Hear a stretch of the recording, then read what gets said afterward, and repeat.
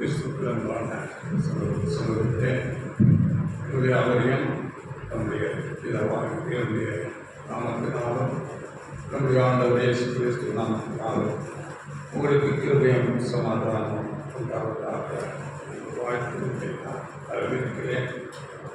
இந்த நாளிலும் நாம் அந்த தீர்க்க தரிசன பாடத்தின் தொடர்ச்சியாக இரண்டாம் பாகமாக நாம் பார்க்கலாம்.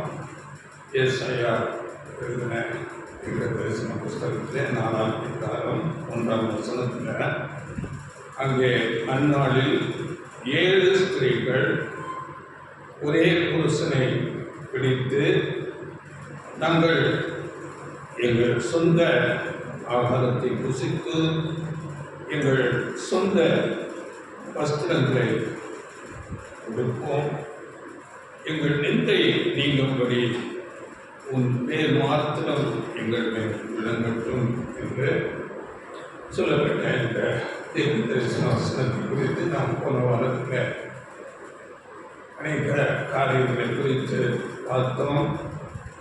இந்த நாளிலே இதனுடைய ஒரு தெளிவான ஒரு விளக்கத்தை நான் இன்னும் இந்த நாளிலே பார்க்கலாம். 7 ஸ்திரீகள் என்பது யாரை அடையாளப்படுத்துகிறது? அப்படியே எங்கள் சொந்த ஆகாரத்தை புசிப்போம் என்று சொல்லப்படுகிறது. எதை அடையாளப்படுத்துகிறது? எங்கள் சொந்த வஸ்திரத்தை நாங்கள் உடுத்திக் கொள்வோம் என்பது இதை அடையாளப்படுத்துகிறது. அது மாத்திரமல்ல, அந்நாளிலே என்று சொல்லப்பட்டிருக்கிறது. இது எந்த காலத்தை குறிப்பிடுகிறது என்பதை குறித்து கூட நாம் இன்றைக்கு நிதானமாக தெளிவாக பார்க்கலாம். இந்த தீர்க்க தரிசன வசனம் ஒரு யுக முடிவை குறிப்பிடுகிறதா இருக்கிறது. வேதத்தில் நாம் பார்க்கும்போது 2 யுகங்களை குறித்து சொல்லப்படுகிறது. ஒன்று மாம்சீக இஸ்ரவேலுடைய யூத யுகம், அது முடிவுக்கு வந்தது. அடுத்ததாக இப்பொழுது இருக்கிற சுவிசேஷ யுகம். இந்த சுவிசேஷ யுகம் கூட எப்படி அந்த யூத யுகம் முடிவுக்கு வந்ததோ அப்படியே இந்த சுவிசேஷ யுகம் கூட முடிவுக்கு வருகிறதா இருக்கிறது. அதனால யூத யுக முடிவில் அங்கே ஒரு பெரிய அழிவோடு அந்த யூத யுகம் முடிவுற்றது. அந்த யூத யுகத்தில் சில பேர் அங்கே நல்ல மனிதனாக, பொதுமை மனிதனாக அங்கே களஞ்சியத்தில் சேர்க்கப்பட்டார்கள். அப்படியே இந்த சுவிசேஷ யுகம் கூட சில நல்ல மனிதனாக சேர்த்து கொள்ளப்பட்டு இந்த சுவிசேஷ யுகம் பெரிய அழிவுக்கு நேராக போகும். அதனால் இந்த 2 யுகமும் ஒரு பேரலாக நடக்கும், ஒரு இடையான யுகங்களாக இருக்கிறது. அதனால் இந்த 7 ஸ்திரீகள் என்று சொல்லப்படும் போது இது யாரை அடையாளப்படுத்துகிறது என்று நான் பார்க்கும்போது, இந்த உலகத்தில் உள்ள எல்லா சபைகளையும், அதாவது பொய் போதனைகளால் நிறைந்த எல்லா சபைகளையும் அடையாளப்படுத்துவதாக இருக்கிறது. 7 என்பது ஒரு பூரணத்தை குறிக்கிறதா இருக்கிறது. அதனால் இந்த உலகத்தில் உள்ள எல்லா சபைகள் என்னென்ன பொய் போதனைகள் என்பதை குறித்து நம்ம கடந்த நாட்களில் அந்த முதல் மாதத்தில் பார்த்தோம். இந்த எல்லா சபைகளையும் அடையாளப்படுத்துவதற்காகத்தான் இந்த 7 ஸ்திரீகள் என்பது சொல்லப்பட்டிருக்கிறது. அதனால அந்நாளில் என்று சொல்லப்படுகிற அந்த காரியம் இந்த சுவிசேஷ யுக முடிவை அடையாளப்படுத்துவதாக இருக்கிறது. 7 ஸ்திரீகள் என்பது எல்லாம் பொய் போதனைகளால் இணைந்த சபைகளை அடையாளப்படுத்துவதாக இருக்கிறது. வேதத்தில் ஸ்திரீகள் என்றால் சபையை அடையாளப்படுத்துகிறது. இது நமக்கு தெரியும். நாம் கடந்த பாடத்தில் கூட அப்போஸ்தலர் பவுல் எழுதின அந்த ஒரு வசனத்தை படித்தோம். 2 Corinthians 11:2 உங்களை என்றால் சபையை குறித்து அந்த சிறு மந்தையை அடையாளப்படுத்தி சொல்லுகிறார். உங்களை கற்புள்ள கன்னிகையாக கிறிஸ்து என்னும் ஒரே புருஷனுக்கு ஒப்பு கொடுத்திருக்கிறது யார் என்று பவுல் எழுதுகிறார். அப்போ அதுல ஒரே புருஷன் யார் என்றால் நம்முடைய ஆண்டவர் இயேசு கிறிஸ்து.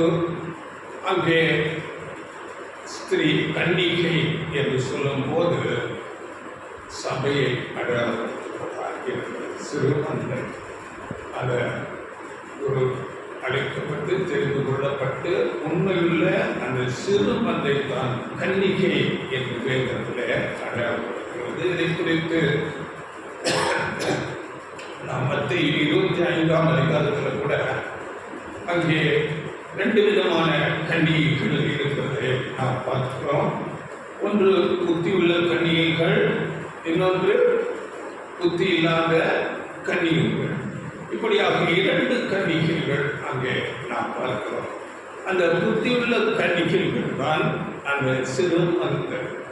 அங்கே ஆண்டவர் இயேசு கிறிஸ்துவோடு ஆளுகை செய்கிற ஒரு வகுப்பார். அவர்களை குறித்து அவர்கள் எண்ணிக்கை கூட வேதத்தில் சொல்லப்பட்டிருக்கிறது. அதை குறித்து நாம் படிக்கும்போது வெளிப்படுத்தல் 14ஆம் அதிகாரம் 3ஆம் வசனத்தில் அந்த எண்ணிக்கை கொடுக்கப்பட்டிருக்கிறது. 1,44,000 பேர் என்ற எண்ணிக்கை. அப்படியே வெளிப்படுத்தல் 7ஆம் அதிகாரம் 4ஆம் வசனத்தில் கூட அந்த ஒரு எண்ணிக்கை சிறு மந்தை என்பது இவ்வளவு 1,44,000 பேர் கன்னிகைகள் என்று அந்த வசனங்கள் சொல்லுகிறது. இப்பொழுது அந்த 14 வெளிப்படுத்தல் 4ஆம் வசனம் மாற்றம் படியுங்கள். ஸ்திரீகளால் தங்களை கரைப்படுத்தாதவர்கள் இவர்களே, கற்புள்ளவர்கள் இவர்களே, ஆட்டுக்குட்டியானவர் எங்கே போனாலும் அவரை பின்பற்றுகிறவர்கள் இவர்களே.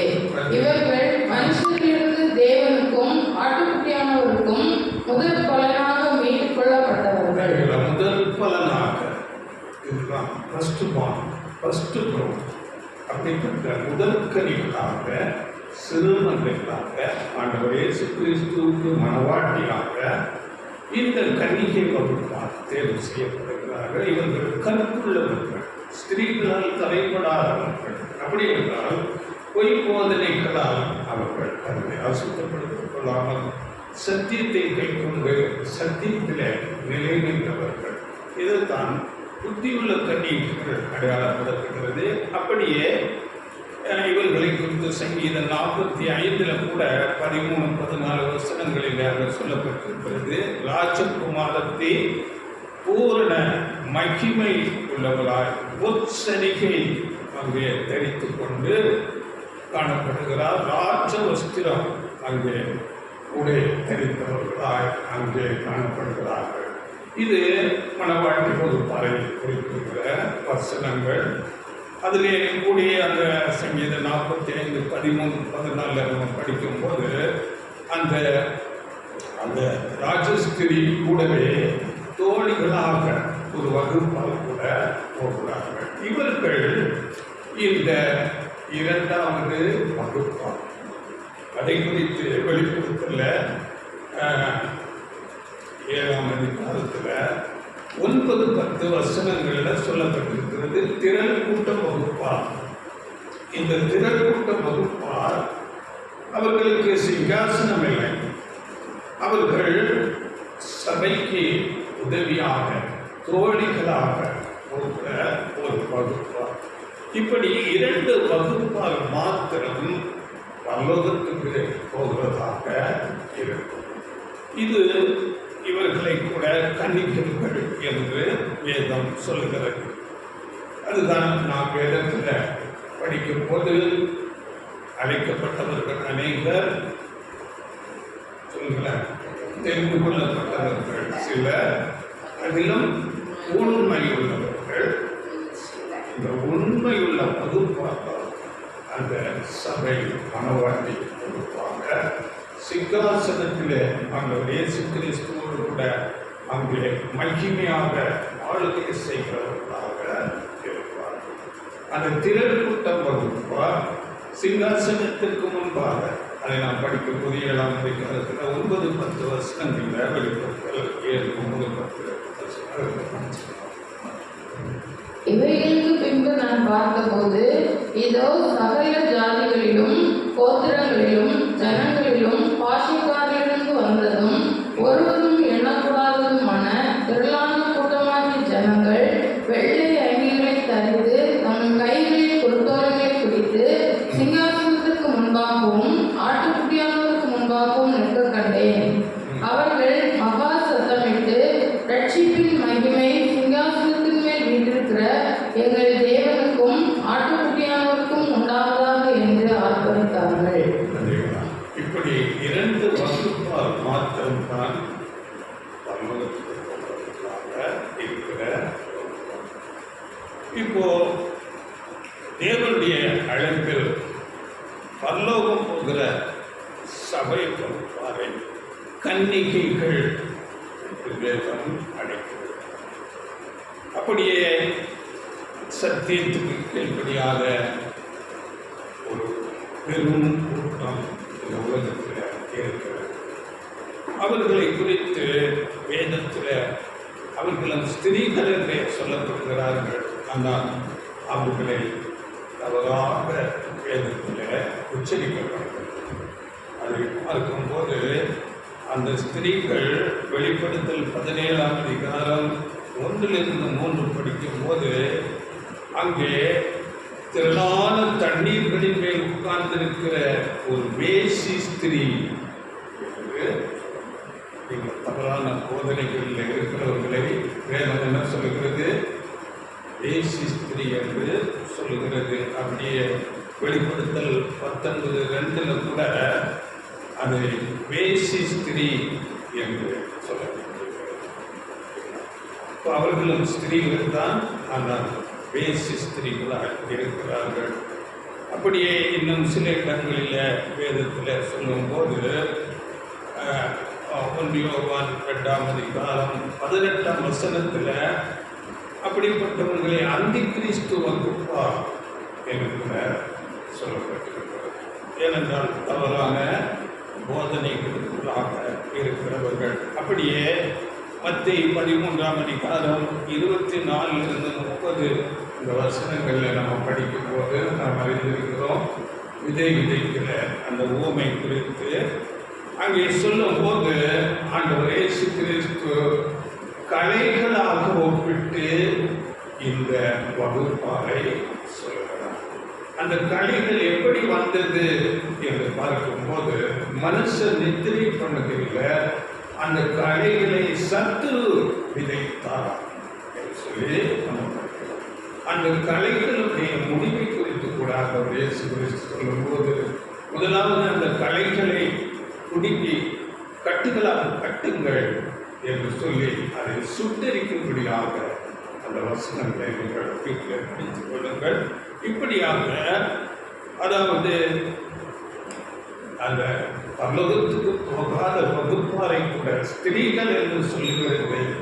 ஆனால் அது அழிவுக்காக நியமிக்கப்பட்டிருக்கிறது. வேசி ஸ்திரீகள், கலைகள் எல்லாம் அவர்கள் அங்கே சொல்லப்படுகிறது. அவர்கள் அழிவுக்காக வைக்கப்பட்டிருக்கிறது. இப்படி இந்த பொய் போதனைகளால் நிறைந்த இந்த சபை வகுப்பாரை இன்னும் வேதம் ஒரு வார்த்தையை உபயோகப்படுத்துகிறது. அதுதான் பாபிலோன் என்று கூட இந்த சபை வகுப்பாரை குறித்து பேசுகிறது. ஏனென்றால் பாபிலோன் என்றால் குழப்பம். உங்களுக்கு தெரியும், ஞாபகத்தில் பெரிய பாபில் கோபுரம் கட்டுறாங்க. அந்த கோபுரம் வானளாவ உயரும்படியாக கட்டப்படுகிறது. ஆனால் அங்கே தேவன் அந்த கோபுரத்தை கட்டாதபடி தங்கள் மனுஷன் தன்னுடைய மேன்மையை உயர்த்தி கொள்ளாதபடி அங்கே வாசையை தாறுமாறாக்கி அந்த ஜனங்கள் சிதறடித்து போகும்படியாக அந்த குழப்பம் ஏற்படும். இதுதான் பாபிலோன் என்று குழப்பம். போதனைக்கல்ல ஒரு தெளிவு இருக்காது. நம்ம கடந்த நாட்களில் பார்த்தா அநேக போதனைகள் என்ன, தேவன் ஒருவரே என்றால் மூவர் ஒருவர், ஒருவர் தான், ஆனால் மூவர் ஒருவராய். அவர் செய்கிற ஆத்மா சாகும் என்றால் இல்லை, சாவதில்லை, மோட்சம் போகுது, நரகம் போகுது. இப்படி அநேக தவறான ஆத்மா சாகாது. அதிகாரத்தில் சொன்ன வசனம் புசிக்கு நாளிலே சாகவே சாவா என்று தேவன் சொன்னார். அதை சாத்தான் சொல்கிறார், நீங்கள் சாவதில்லை. அந்த போதனையை இன்றைக்கு மெஜாரிட்டி, அதாவது பூமியில் அநேகமான சபைகள், இந்த 7 ஸ்திரீகள் என்று சொல்லப்படுகிற முழுமையான சபைகள் மனுஷன் மரித்தாலும் சாவதில்லை என்று போதித்துக் கொண்டு இருக்கிறார்கள். இதுதான் பாபிலோன் என்று சொல்லக்கூடிய இந்த ஒரு பகுப்பான். அறிவுகளை வேதம் வெளிப்படுத்தல வேசி ஸ்திரீ என்று அவ்வளவு கடினமாக பேசுகிறது. இதுதான் நாம் ஏசாயா 4ஆம் அதிகாரம் 1ஆம் வசனத்தில் படித்த 7 ஸ்திரீகள் என்று நாம் பார்க்கிறோம். இப்போ உண்மையான சபை வகுப்பார் கன்னிகைகள் என்று சொல்லப்படுகிறது. இது 7 ஸ்திரீகள் என்று சொல்லப்படுகிறது. உலகத்தில் உள்ள எல்லா பொய் பதுமைகளால் நிறைந்த சபைகளை அடையாளம் இருக்கிறது. இப்போ இவர்கள் வேசி ஸ்திரீகள் என்று ஏன் சொல்லப்படுகிறது என்று பார்க்கும்போது வேதம் அதற்கும் ஒரு தெளிவு கொடுக்கிறது. அதாவது நாம் அப்போஸ்தலர் பவுல் சொன்னது போல, மணவாளனாகிய இயேசு கிறிஸ்துவுக்கு இந்த சபை கன்னிகையாக எதிர்பார்த்து காத்து கொண்டு இருக்க வேண்டும். ஆனால் இங்கு இருக்கிற மெஜாரிட்டி சபைகள் உலகத்தோடு சேர்ந்து, உலக ராஜாக்களோடு சேர்ந்து, உலகத்தில் உள்ள பெரிய பணக்காரர்கள், அதிகாரத்தில் இருக்கிறவர்களோடு சேர்ந்து இந்த பூமியில அவர்கள் தங்களை மேன்மைப்படுத்தி உயர்த்தி கொண்டார்கள்.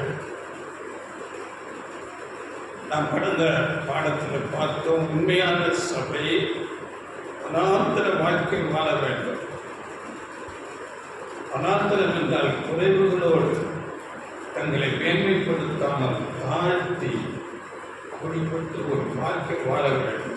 ஆனால் இந்த 7 ஸ்திரீகள் என்று சொல்லக்கூடிய வேசி ஸ்திரீ என்று சொல்லக்கூடிய இந்த சபை தங்களை உயர்த்தி கொண்டு உலக ராஜாக்களோடு தங்களை தொடர்பை ஏற்படுத்திக் கொண்டு இந்த உலகத்திலே தங்களை மேன்மையாக காட்டிக்கொண்டு ஜீவிக்கிற ஒரு பகுதி. அதைத்தான் வேசி ஸ்திரீ என்று சொல்ல, மணவாளனுக்கு எதிர்பார்த்து காத்து கொண்டிருக்காமல் இந்த உலகத்தோடே தொடர்பை ஏற்படுத்தும். அதனால் தான் வேசி ஸ்திரீ என்று சொல்லுவார்கள். அதனால வேதம் தெளிவாக எல்லா விளக்கங்களையும் கொடுத்திருக்கிறது. வேதத்தில் அடையாளமாக பேசும்போது வேசி என்று சொல்லி அழைக்கும் போது சிலர் தவறாக நினைத்துக் கொள்கிறார்கள். அதாவது எல்லா சபைகளையும் வேசி சபைகள் என்று சொல்லுகிறார். ஏனென்றால் அந்த சபை அமைப்பு அதைத்தான் அங்கே வேசிகளாக குறிப்பிட்டு பேசுகிறார்கள். அதிலே நல்ல சத்தியத்துக்கு விருப்பமுள்ள வாஞ்சையுள்ள நல்ல சகோதர சகோதரிகள் இருக்கிறார்கள். அவர்களை அது குற்றப்படுத்தவில்லை. நாம் கூட வேறு வேறு சபைகளில் வேறு வேறு போதனைகளில் இருக்கும். ஆனால் உண்மையான சத்தியம் நமக்கு கொடுக்கப்படும் போது அப்படிப்பட்டதான அந்த அந்த பெரிய பாரம்பரியமான சபைகளை விட்டு நாம் வெளியே வருகிறோம். அதனால வேசிஸ்திரிகள் என்று சொல்லும்போது நாம் எல்லா சபைகளையும் இருக்கிற அந்த தனிப்பட்ட நபருக்கு சொல்லாமல் அமைப்பு அதைத்தான் சொல்கிறோம். அதனால இந்த உண்மையான சத்தியம் கேட்கப்படும் போது அதில் இருக்கிற உண்மை உள்ளவர்கள் அதை விட்டு விட்டு வெளியே வந்து விடுகிறார்கள். இந்த ரேசிஸ்திரி குறித்து சொல்லும்போது அவர்கள் போதனைகள் முற்றும் குழப்பம் நிறைந்ததாக இருக்கும்.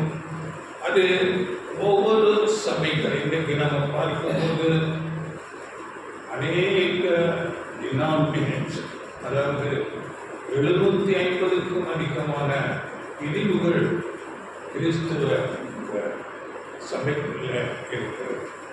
அதை ஒவ்வொரு விதமான போதனைகளை உடையவர்களாக இருக்கிறார்கள். ஒருவர் சொல்லுகிற போதனையை இன்னொருவர் ஏற்றுக்கொள்ளவில்லை. இப்படித்தான் இன்று சபைகள் இருக்கிறது. அதுதான் 7 சபைகள் பூரணமாக உலகத்தில் இருக்கிற எல்லா சபைகளும் அப்படியே நம்ம ஏசாயா 4:1 7 சபைகள் எல்லாமே இன்றைக்கு அப்படியாக இருக்கிறது. அதாவது தங்கள் சொந்த கருத்துக்கள், சொந்த போதனைகள் இவைகளையே பிடித்து கொண்டு இருப்பார்கள். அவர்கள் வேதத்தின் உண்மையான சத்தியத்தை நாம் எடுத்து சொன்னாலும் அதை ஏற்றுக்கொள்ள மாட்டார்கள். அதுதான் எங்கள் சபை அமைப்பு, எங்கள் போதகர் சொல்கிற போதனை இதுதான் சரி என்று சொல்லி அதை பிடித்துக் கொண்டு இருக்கிறார். அதுதான் இந்த பொய் போதனையாளர்கள் அநேக இல்லாமல் இருக்கிறது.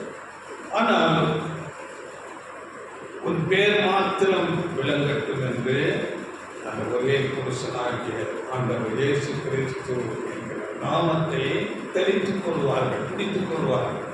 கேட்டால் நாம் கிறிஸ்தவர்கள் என்று பேசிக் கொண்டிருப்பார்கள். அதனால எல்லாரும் தங்களை இயேசு கிறிஸ்துவுக்கு நாங்கள் தான் மனவாட்டி வகுப்பார் என்று கூட பேசிக் கொண்டிருப்பார்.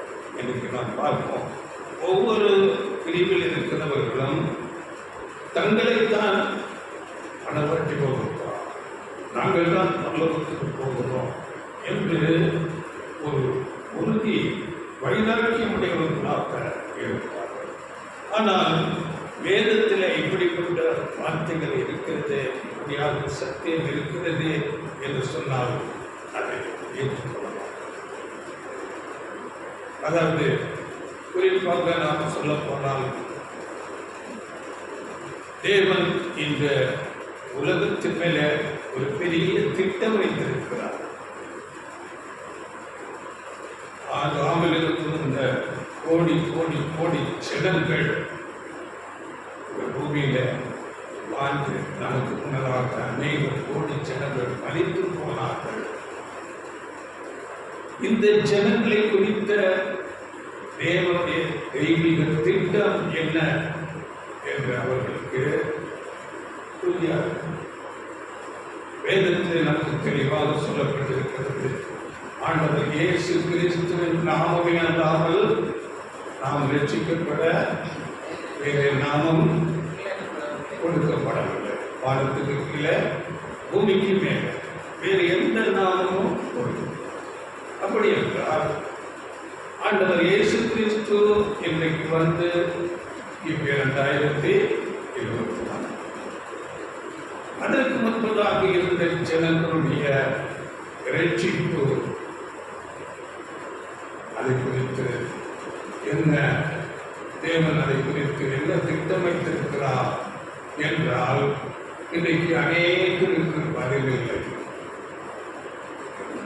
அவர்களையெல்லாம் நரகத்திலே தள்ளி விடுவார் என்று மிக சுலபமாக சொல்லிவிடுவார்.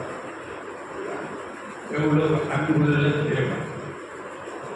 கோடி கோடி ஜனங்களை அவர்கள் முன்னால் பிறகுவது அவர்கள் செய்த தவறா? நாம் இயேசுக்கு பிறகு பிறகுது நம்முடைய நாம் செய்த புண்ணியமா? தேவன் எல்லாரையும் குறித்தும் தேவன் பெரிய ஒரு தெய்வீக திட்டம் வைத்திருக்கிறார். அதுதான் தேவனுடைய ராஜ்யம். 1000 வருடம் பூமியில சபையும் ஆண்டவர் இயேசு கிறிஸ்துவுமாக சேர்ந்து எல்லாரையும் வைத்து அவர்களுக்கு சத்தியத்தை போதித்து அந்த ரட்சிப்புக்கு ஏற்ற ஒரு சான்ஸ் கொடுக்கிறார். எல்லாரும் உயிர்த்தெழுந்து வந்து நீதியை கற்றுக்கொள்வார். அந்த நாளிலே சாத்தான் கட்டப்பட்டிருப்பான். எல்லா சத்தியங்கள் போதிக்கப்பட்டிருக்கும். இப்போ இருக்கிறது போல அநேக குழப்பங்கள் இருக்காது. ஏனென்றால் சாத்தான் கட்டப்பட்டிருப்பான். உண்மையான சத்தியம் போதிக்கப்படும். ஆண்டவர் இயேசு கிறிஸ்து ஈடு பலி குறித்து எல்லாரும் அறிந்திருப்பார்கள். கிறிஸ்தவர்கள் மாத்திரமல்ல, எல்லா வணக்கத்தில் வேறு புறச்சாதிகள் எல்லாரும் சத்தியத்தை கற்றுக்கொண்டு தேவனிடத்தில் திரும்புவார்கள். இதை நம்ம படித்திருக்கிறோம், பலமுறை பேசியிருக்கிறோம். ஏசாயா 24:9 பூமியிலே நியாயத்திற்கு நடக்கும்போது பூச்சக்கரத்து கொடிகள் நீதியை கற்றுக்கொள்வார்கள். தெளிவாக சொல்லப்பட்டிருக்கிறது. அநேக வசனங்கள் பூச்சக்கரத்து கொடிகள் நீதியை கற்றுக்கொள் எல்லா ஜனங்களும் ஓடி வருவார்கள். இந்த வேத சத்தியம் இதை சொல்லும் போது இந்த அநேக டினாமினேஷன்ல இருக்கிறவர்களுக்கு அதை ஏற்றுக்கொள்வதற்கு அவர்களுக்கு எந்த விருப்பமும் இருக்கிறார். சத்தியத்தை ஏற்றுக்கொள்ள மனசு இல்லை. அவர்களுடைய அந்த டினாமினேஷன் போதனைகள் நாம் அறிந்திருக்கிறோம். ஒவ்வொரு டினாமினேஷன்ல இப்போ சிஎஸ்ஏ, லுத்தரன், இசிஏ, சபைகள், ஒவ்வொரு சபைகளிலும் அவர்கள் ஒரு விசுவாச பிரமாணம் கிரீடு என்று சொல்லி வைத்திருப்பார்கள். அதையே இப்படி வேதம் ஒன்று சொல்லும் போது அவர்கள் வேறு விதமாக போதித்துக் கொண்டு அதை நம்பிக்கொண்டு தங்களை உண்மையான சபை வகுப்பால் மனவாட்டி சபை நாங்கள் தான் பரலோகத்துக்கு போகிறோம் என்று ஒரு உறுதியாக இருக்கிறார்கள். இந்த உண்மை போதனைகளை நாம் வேதத்தில் இருந்து எடுத்து சொன்னாலும் ஏற்றுக்கொள்வதில்லை. இப்போது நம்ம சில பேருக்கு நம்ம சொல்லியிருக்கிறோம், தேவன் ஒருவர், தேவனுக்கும் மனுஷனுக்கும் மத்தியஸ்தர் ஆண்டவர் இயேசு கிறிஸ்து என்று சொல்லுவது இல்லை, ஏற்றுக்கொள்வது. அவர்களுடைய அந்த டினாமினேஷன், அந்த ஸ்பிரிட், அதை ஏற்படுத்திக் கொண்டு இருப்பார்கள். இதைத்தான் இந்த தீர்க்க தரிசன வசனம் ஏசாயா 4:1 சொல்லப்பட்ட தங்கள் சொந்த ஆகாரத்தை புசித்து, இது அவர்களுடைய சொந்த ஆகாரம். அந்த டினாமினேஷனுடைய போதனைகள், அந்த தலைவர்கள், அமைப்பை சார்ந்தவர்கள் அவர்கள் ஏற்படுத்திக் கொண்ட போதனைகள், இதுதான் சொந்த ஆகாரம். நாம் இதற்கு நிழலாக அந்த மாம்சிக இஸ்ரவேலரை குறித்து நாம் படிக்கும் போது அவர்கள் எகிப்திலிருந்து புறப்பட்டு கானானுக்கு வருகிறார்கள். வரும்போது வனாந்திரத்திலே நடந்து வரும்போது வனாந்திர வழியாக தான் நடக்கணும். பெரிய சுகபோகம் எல்லாம் கொடுக்கப்படாது. நமக்கு அப்படித்தான் இந்த உலகமாகிய வனாந்திரத்தில் நாம் அழைக்கப்பட்டு நாம் கடந்து கொண்டே இருக்கிறோம்.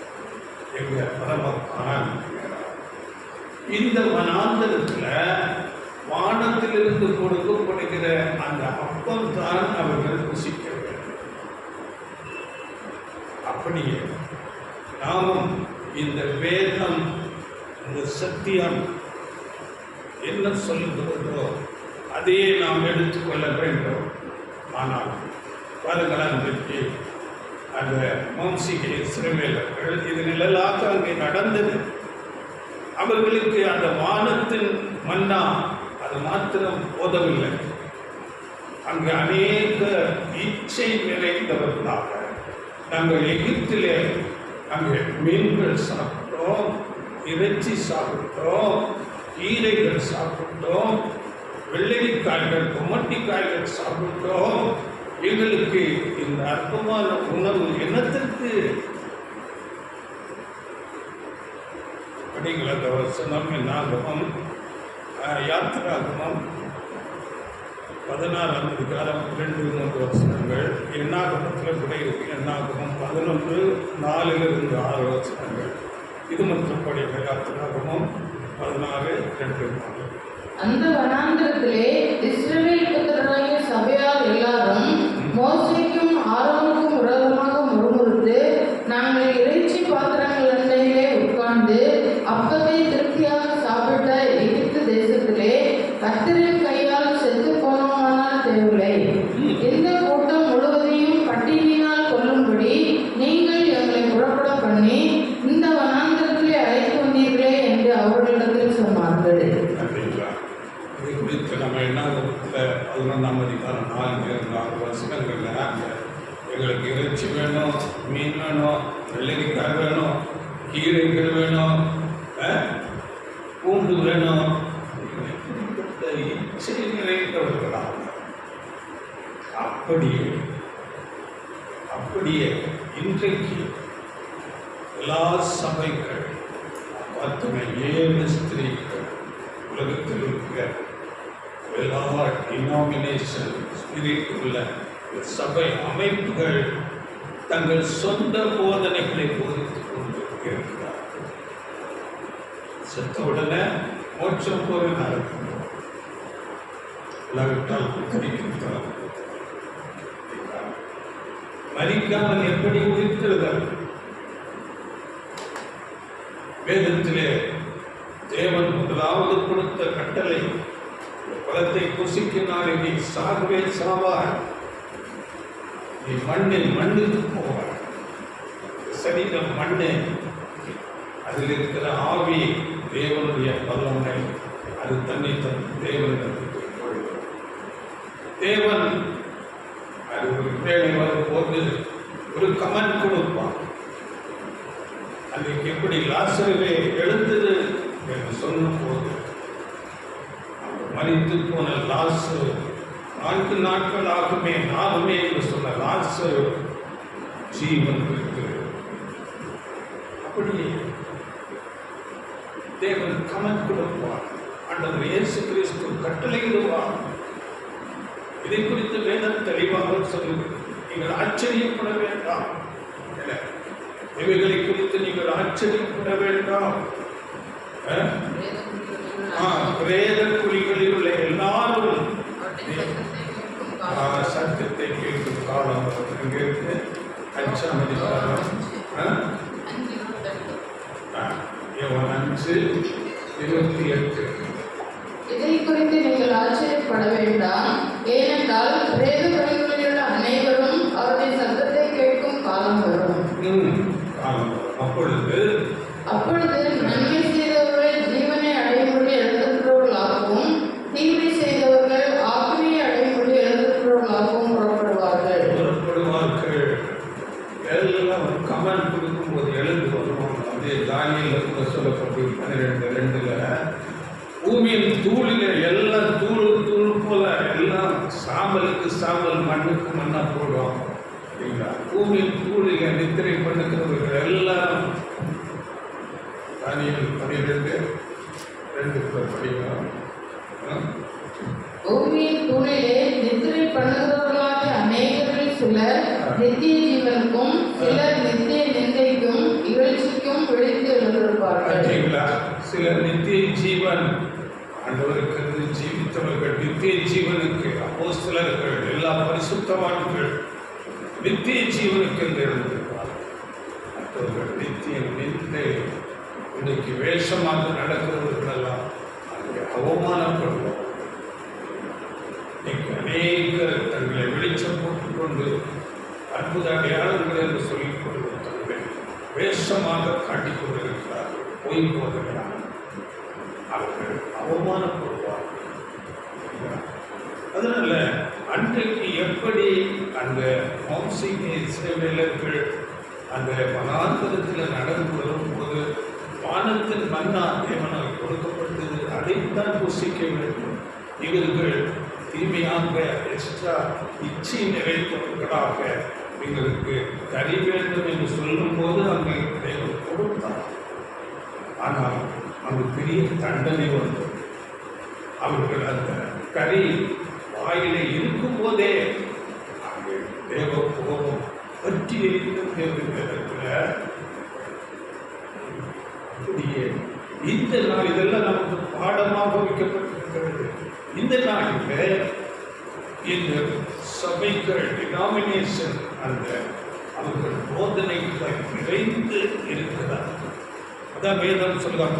பவுல் தீர்க்க தரிசனமாக இதை குறித்து சொல்லுகிறார். 2 தீமோத்தேயு 4ஆம் அதிகாரம் 3-4 வசனங்கள் இன்றைக்கு இருக்கிற சபையை குறித்து மிகவும் தெளிவாக நாங்கள் பவுல் பேசுகிறார்கள்.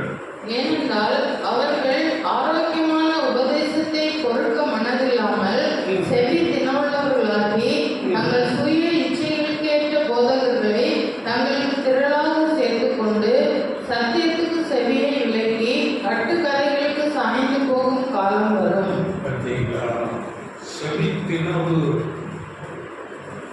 எப்படி அவங்க இச்சை நிறைந்தவர்களாக இருந்தார்கள். அப்படியே இன்றைக்கு இவங்க இந்த கிறிஸ்தவ யுகத்தில் செவித்தினவு தங்களுக்கு ஆசீர்வாதமான போதனைகள் வேண்டும். அதைத்தான் அநேகர் இருக்கிறார்கள். கட்டுக்கதைகள் இந்த போதனைகளுக்கு போகும் காலம். அப்படிப்பட்ட காலத்தில் நம்ம இருக்கிறோம். அதனால அன்றைக்கு எப்படி அந்த வம்சீக இஸ்ரவேலருக்கு நடந்ததோ அதுதான் நமக்கு இன்றைக்கு ஆவிக்குரிய இஸ்ரவேலர். இவை நாம் சரியாக ஒப்புமைப்படுத்தி படிக்கும் போது அங்கு நடந்தது அப்படியே நமக்கு இங்கே நடக்கிறதா இருக்கிறது. அதனால இந்த நாட்களில் கிறிஸ்தவர்கள் என்று சொல்லப்படுகிற அநேக சபை 7 ஸ்திரீகள் உலகத்தில் இருக்கிற எல்லா சபைகளும் தங்கள் சொந்த ஆகாரத்தை விரும்புகிறவர்களாக, தங்கள் இச்சைக்கேற்ற போதனைகளை விரும்புகிறவர்களாக இருக்கிறார்கள். தேவன் வானத்திலிருந்து கொடுத்த மன்னா மாத்திரம் போதாது. வேதம் கொடுக்கிற சத்தியம் அவர்களுக்கு போதவில்லை. இச்சைக்கேற்ற ஆகாரம்.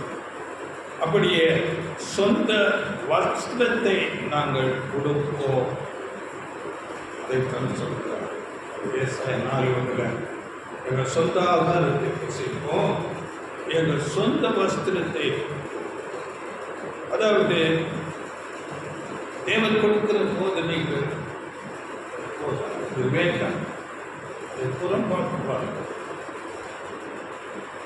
நாங்கள் போதனை எங்கள் ஆகாரத்தை நாங்களே ஏற்படுத்திக் இங்கே நமக்கு உதாரணமாக வேத வசனம் நமக்கு தெளிவாக சொல்லுகிறது. அதாவது வனாந்திர வாழ்க்கை நாம் கடந்த வாரத்தில் கூட படித்தோம். உண்மையான சபை வனாந்திரம் போன்ற வாழ்க்கை தான் வாழ வேண்டும். அப்போஸ்தலர் பவுல் நமக்கு எழுதும் போது அப்போஸ்தலர் 14:22 நாம் அநேக உபத்திரவங்களின் வழியாகத்தான் தேவனுடைய ராஜ்யத்துக்கு போக வேண்டும். வேதம் தெளிவாக இதை சொல்லுகிறது. நாம் அநேக உபத்திரவங்களின் வழியாக சொல்ல வேண்டும். இயேசுவை பின்பற்றி வருவது, இயேசு சொல்லும் போது ஒருவன் என்னை பின்பற்றி வர விரும்பினால் என்னைத்தான் வெறுத்து சிலுவை சுமந்து அடிச்சுவடுகளை பின்பற்றி வர வேண்டும். வேதம் தெளிவாக சொல்லுகிறது. அநேக பாடுகள் உபத்திரவங்கள் உலகத்தில் உண்மையான சபைக்கு வைக்கப்பட்டிருக்கிறது. அநேக வசனங்கள் 2 தீமோத்தேயு 3ஆம் அதிகாரம் 12ஆம் வசனம், நாம் அநேக உபத்திரவங்களின் வழியாக போக வேண்டும். அப்படியே 2 தீமோத்தேயு 2ஆம் அதிகாரம் 12ஆம் வசனம் அந்த வார்த்தையை சொல்லுகிறது. அப்படியே 1 தெசலோனிக்கேயர் 3ஆம் அதிகாரம் 3ஆம் வசனம், இப்படிப்பட்ட உபத்திரவங்களை சகிக்க நாம் நியமிக்கப்பட்டிருக்கிறோம் என்று நீங்கள் அறிந்திருக்கிறீர்களே. இப்படிப்பட்ட உபத்திரவங்களை நாம் சகிக்க வேண்டும், அதற்கு நியமிக்கப்பட்டிருக்கிறோம். அப்படி நாம் கடந்த வாரத்தில் கூட படித்தோம். பிலிப்பியர் 3ஆம் அதிகாரம் 10ஆம் வசனத்தில் கூட அவரோடு கூட நாம் பாடுகளின் அந்த ஐக்கியத்தை நாம் பெற்றுக்கொண்டு அவரோடு கூட மகிமையான உயிர்த்தெழுதலை நான் பெற்றுக்கொள்ள விரும்புகிறேன் என்று அவர் சொல்லுவோம். சரிங்களா? இப்படிப்பட்ட போதனைத்தான் வேதம் சொல்லுகிறது உண்மையான போதனை.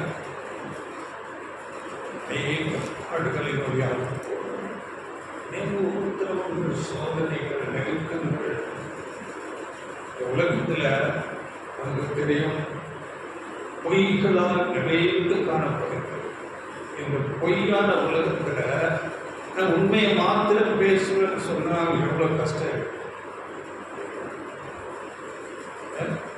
அதுதான் அவருடைய அடிச்சுவதுகளில் போகும்போது அநேக உபத்திரவங்களின் வழியாகத்தான் நாம் போக வேண்டும்.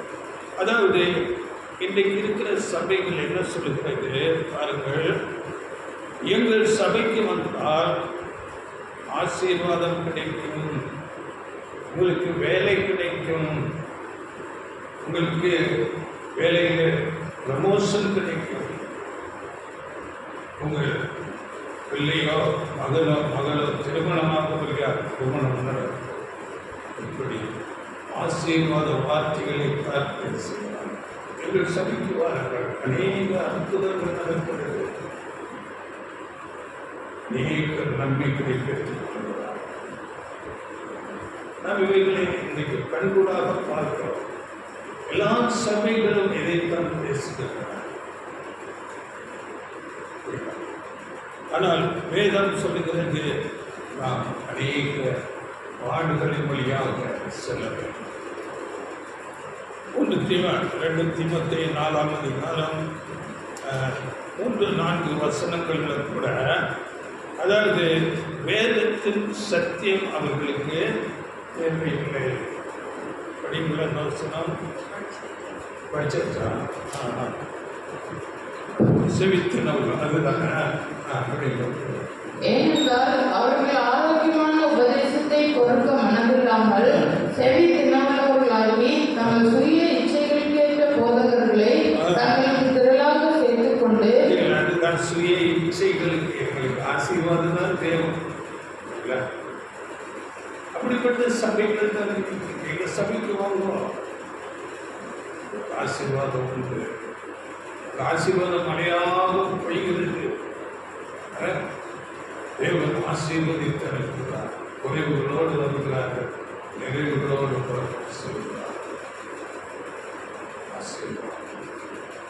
அப்படி அநேக வசனங்கள், அற்புத அடையாளங்களுக்கு தெசலோனிக்கேயர் 2ஆம் அதிகாரம் 9-12 வசனங்கள் படிக்கும் போது அங்கே அநேக அற்புத அடையாளங்கள் குறித்து பேசப்படுகிறது.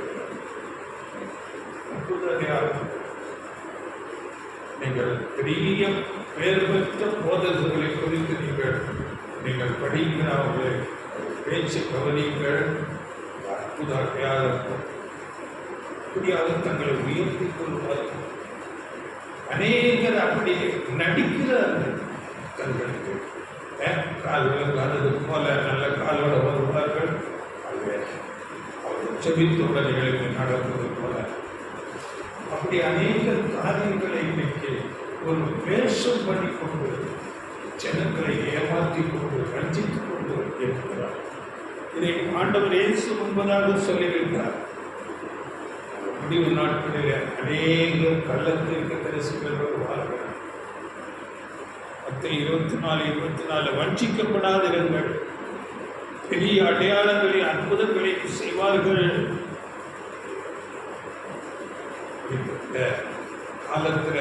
கடைசி நாட்களில் இருக்கு. அதுதான் நடக்குது. வேதத்தில் சொன்னதுபடியே நடக்குது. அதாவது நாம் கிறிஸ்தவர்கள் ஆகிட்டா நமக்கு எந்த பிரச்சனையும் இல்லை. நம்முடைய பாவங்கள் எல்லாம் மன்னிக்கப்பட்டிருக்குது.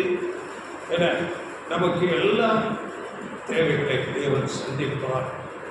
நம்மை சமாதானத்தோடு திருப்தியாக வாழும்படியாக செய்வார். எல்லாரையும் அப்படியே சுகவாசிகளாக இந்த உலகத்தோடு அப்படியே ஒட்டுன ஒரு வாழ்க்கை வாழும்படியாக இன்றைக்கு இருக்கிற அநேக போதனையாளர்கள் அதைத்தான் செய்யப்பட்டிருக்கிறார். உலகத்தோடு உலக ஆசீர்வாதம். அதனால வேதத்தில் நாம் படிக்கும் போது உலகத்திலும் உலகத்தில் உள்ளவைகளிலும் அன்பு கூறாதிருங்கள், உலக சிநேகர் தேவனுக்கு விரோதமான பகை என்ற வேதம் செய்கிறார். அநேக வசனங்கள் அப்படியாக இருக்கிறது. அதாவது 1 யோவான் 2:15-16 உலகத்தில் உள்ளவர்களிலும் அன்பு கூறாதிருங்கள். ஒருவன் உலகத்தில் அன்பு கூர்ந்தால் அவரிடத்தில் பிதாவின் அன்பில்லை. ஏனெனில் மாம்சத்தின் நிச்சயம், கண்களின் நிச்சயம், ஜீவனத்தின் பெருமையுமாகிய உலகத்தில் உள்ளவைகள் எல்லாம் பிதாவினால் உண்டானவைகள் அல்ல, அவைகள் உலகத்தினால் உண்டானவைகள்.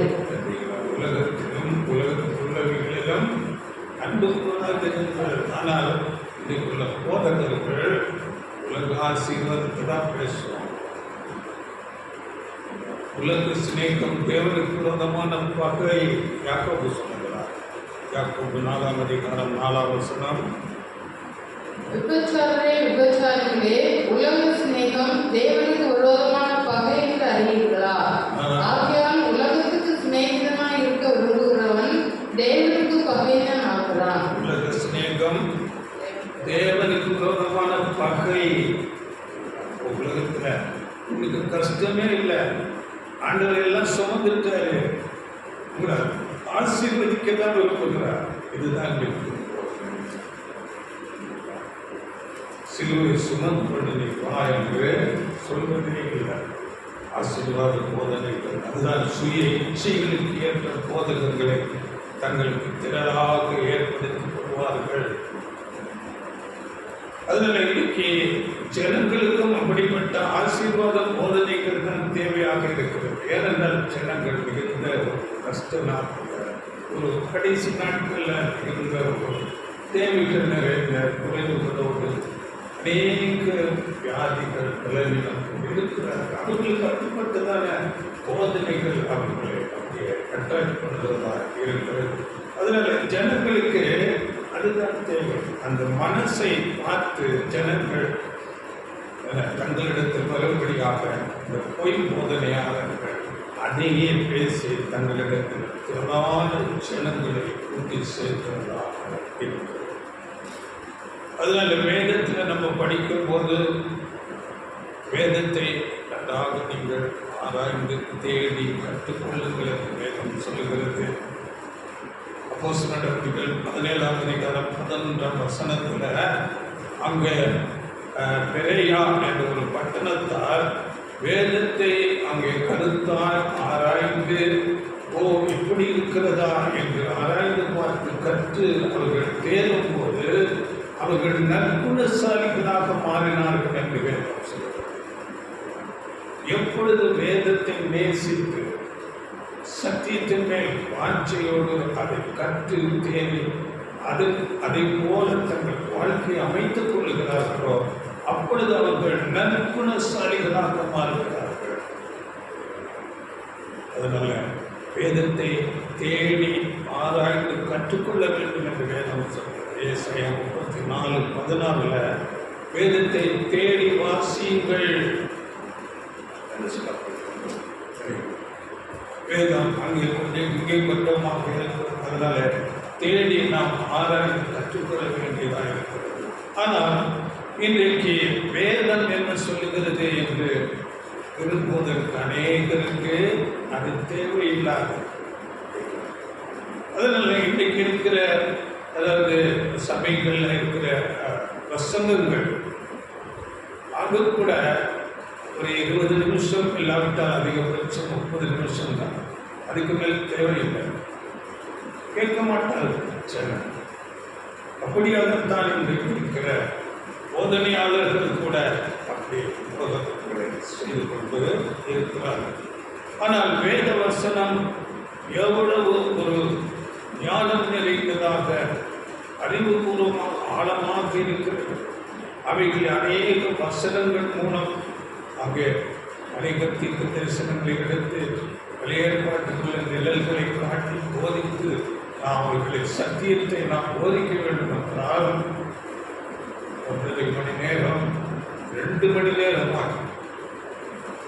உண்மையான சத்தியம் அதை கேட்கிறவர்கள், உண்மையுள்ளவர்கள், வாஞ்சை உள்ளவர்கள் அதை ஆர்வமாக கேட்பார்கள். 2 மணி நேரம் ஆனாலும் 2 மணி நேரம் எப்பொழுது போயிடுச்சு? அப்படி உண்மையான சத்தியத்திற்கு வாட்சி உள்ளவர்கள். ஆனால் இன்றைக்கு அப்படிப்பட்டவர்கள் இல்லை. இந்த கடைசி காலம் என்பதற்கு இது கூட ஒரு அடையாளம். ஜனங்களுக்கு சத்தியம் தேவையில்லை, ஆசீர்வாத போதனைகள் மாத்திரம் போதும். சுய இச்சைகளுக்கு ஏற்ற போதகர்கள், இப்படி பொறுமையில்லாத ஜனங்களாக இந்த நாட்களில் சபைகள். இது கடைசி காலத்துக்கு ஒரு நல்ல அடையாளமாக இருக்கிறது. ஆனால் அவர்கள் என்ன சொல்வார்கள்? தங்களை நாங்கள் பரிசுத்தவான்கள், நாங்கள் தான் பரலோகம் போகிறோம், ஆண்டவர் இயேசு கிறிஸ்து எங்களை பரலோகத்துக்கு வந்து அழைத்துக் கொண்டு போவார் என்று பேசுவார். ஆனால் வேதத்தில் சொல்லப்பட்டிருக்கிறது, நாம் நம்முடைய ரட்சிப்பு நிறைவேற அதிக பயத்தோடும் நடுக்கத்தோடும் பிரயாசப்பட வேண்டும்.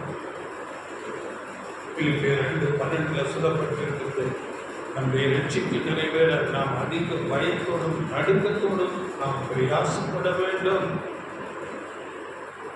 நாம் பரிசுத்தவான்கள் அல்ல, நாம் பாவிகள். நம்முடைய நீதிகள் எல்லாம் அழுக்கான தந்தைகளாக இருக்கிறது. நாம் ஆண்டவர் இயேசு கிறிஸ்து ஆகிய அவருடைய நீதியின் வஸ்திரத்தை நாம் தரித்துக் கொண்டிருக்கிறோம். ஆனாலும் நாம் முழுவதுமாக பரிசுத்தமாகவில்லை. அப்போஸ்தலன் பவுல் சொல்லும் போது, பாவிகளிலெல்லாம் நான் பிரதான பாவி என்று தன்னை தாழ்த்துகிறார்.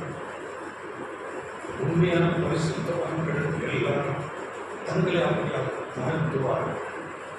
பாவிகளாக தங்களை பரிசுத்தவான்கள் என்று சொல்லிக் கொள்ள மாட்டார்கள். ஏனென்றால் வாழ்க்கை முழுக்க போராட்டம் இருக்கிறது. பாவத்துக்கும் அந்த அநீதிக்கும் அக்கிரமத்துக்கும் எல்லா நீதிக்குமாக போராட்டம். வாழ்க்கை முழுக்க அந்த போராட்டம் இருக்கிறது. அதனால இன்றைக்கு சபைகளில் நீங்கள் பார்க்கும் போது அவர்கள் நீங்கள் சபைக்கு போனால் நீங்கள் ரட்சிக்கப்பட்டீங்களா அப்படிதான் கேட்பாங்க. எப்போ ரட்சிக்கப்பட்டீங்களா? வேதம் சொல்லுகிறது, நாம் ரட்சிக்கப்பட பயத்தோடும் நடுக்கத்தோடும் பிரயாசப்பட வேண்டும். ஆனால் அவர்கள் ரட்சிக்கப்பட்டாயிற்று. எதை சொல்லுகிறார்கள்? இயேசு ஏற்றுக்கொண்ட ஞானஸ்நானம் எடுத்துக்கொண்டு ரட்சிக்கப்பட்டார் அப்படின்னு நினைக்கிறார்கள். ஞானஸ்நானம் என்பது நாம் ஆண்டவர் இயேசுவை விசுவாசித்து தேவனோடு நாம் உடன்படிக்கை பண்ணுகிறோம். நாம் நமக்கு வாழப் போகிற அன்றிலிருந்து தான் நாம் நம்மை வெறுத்து, சுயத்தை வெறுத்து, சிலுவை சுமந்து அவருடைய அடிச்சுவடுகளில் நாம் நடக்க ஆரம்பிக்கிறோம். அன்றிலிருந்து தான் ஆரம்பிக்கிறோம். அதிலிருந்து நாம் அநேக வசனங்கள், சத்தியங்கள் எல்லாம் கேட்டு உணர்ந்து கொண்டு அநேக சோதனைகள், அநேக உபத்திரவங்களின் வழியாக நாம் நடந்து நம்முடைய சுபாவங்கள் மாற வேண்டும். இந்த வேத வசனம் நமக்கு சொல்லுகிறது. அதாவது அநேக உபத்திரவங்கள், சோதனைகள், அக்னி போன்ற சோதனைகள். பேதுரு சொல்லும் போது ஒன்று பேதுரு 1ஆம் அதிகாரம் 6-7 வசனங்கள். இதிலே நீங்கள் மிகவும் சந்தோஷப்படுகிறீர்கள், என்றாலும் துன்பப்பட வேண்டியது அவசியமானதால் இப்பொழுது கொஞ்ச காலம் பலவிதமான சோதனைகளினாலே துக்கப்படுகிறீர்கள். அழிந்து போகிற பொன் அக்னியினாலே சோதிக்கப்படும், அதை பார்க்கிலும் அதிக விலையேறப்பட்டதாயிருக்கிற உங்கள் விசுவாசம் சோதிக்கப்பட்டு இயேசு கிறிஸ்து வெளிப்படும் போது உங்களுக்கு புகழ்ச்சியும் கனமும் மகிமையும் உண்டாக காணப்படும். எப்படி சொல்லப்பட்டிருக்குது? துன்பப்பட வேண்டியது அவசியமானதான். எப்படி பொன்னை போல அநேக சோதனை, அநேக நெருக்கங்கள் வரும். அதாவது இன்றைக்கு ஜெபிக்கும் போது கூட காலையில் நம்ம ஜெபத்தில் நிற்கிறோம். ஒரு வார்த்தை எப்படி சொல்லப்படுது என்றால், இதுதான் சோதனை. தேவனை நம்ம துதிக்கிறோம். தேவன் யார்? தேவன் அப்படியெல்லாம் இப்படிப்பட்ட ஒரு உணர்த்து, அப்படி ஒரு அட்டாக் நடக்குது. அப்போ நமக்கு உடனே தேவனை பற்றிய வார்த்தைகள் நமக்கு வருது. ஆண்டவர் இயேசு கிறிஸ்து பிதாயினை அனுப்பினார். அவர் சொல்ல கேட்டதை நான் சொல்லுகிறேன், சுயமாய் ஒன்றும் சொல்லவில்லை, சுயமாய் நான் வரவில்லை. ஆண்டவர் இயேசு பிதாவை குறித்து சாட்சி முதல்படியாக நான் தேர்வுகிறார். இயேசுவை குறித்து நாம் அறிந்திருக்கிறோம். சரித்திரத்திலே கிமு என்று பிரிக்கப்படுது. பிதாவை குறித்து ஜெபிக்கும் போது சாத்தனை நம்மை தாக்குவார். இதுதான் சோதனைகள். நல்ல வேதத்தை நாம் எவ்வளவாக அறிய வேண்டும்.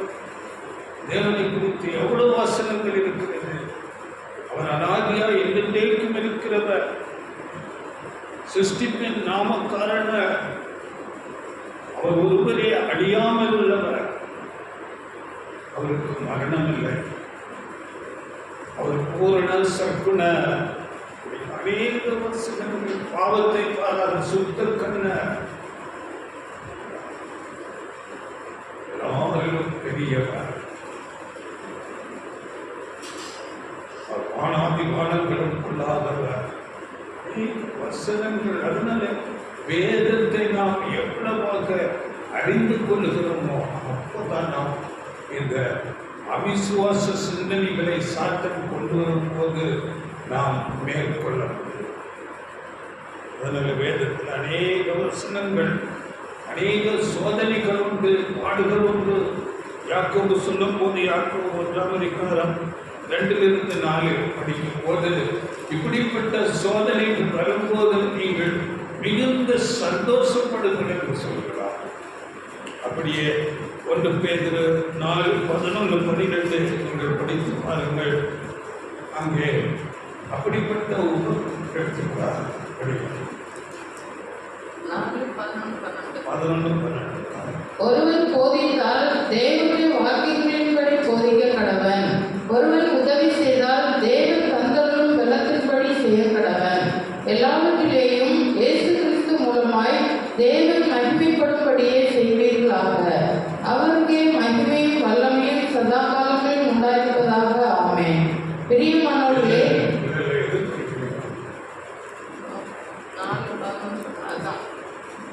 பிரியமானவர்களே, உங்களை சோதிக்கும்படி உங்கள் நடுவில் பற்றி எரிக்கிற அக்னியை குறித்து ஏதோ புதுமையிலிருந்து திகையாமல் கிறிஸ்துவின் மகிமை வெளிப்படும் போது நீங்கள் கலிகூர்ந்து மகிழும்படியாக அவருடைய பாடுகளுக்கு நீங்கள் பங்காளிகளானதால் சந்தோஷப்படுங்கள். சோதிக்கும்படி உங்கள் நடுவில் பற்றி எரிக்கிற அக்னியை குறித்து ஏதோ புதுமை என்று தெரியாது. அப்படிப்பட்ட சோதனை அக்னி போல வரும். உண்மையான சபை வகுப்பாருக்கு வரும். ஏனென்றால் கிறிஸ்துவ மகிமை வெளிப்படும் போது நீங்கள் கலிகூர்ந்து மகிழும்படியாக அவருடைய பாடுகளுக்கு நீங்கள் பங்காளிகளானதாக சந்தோஷம். யாக்கோபுக்கு போலத்தான் சொல்றார்.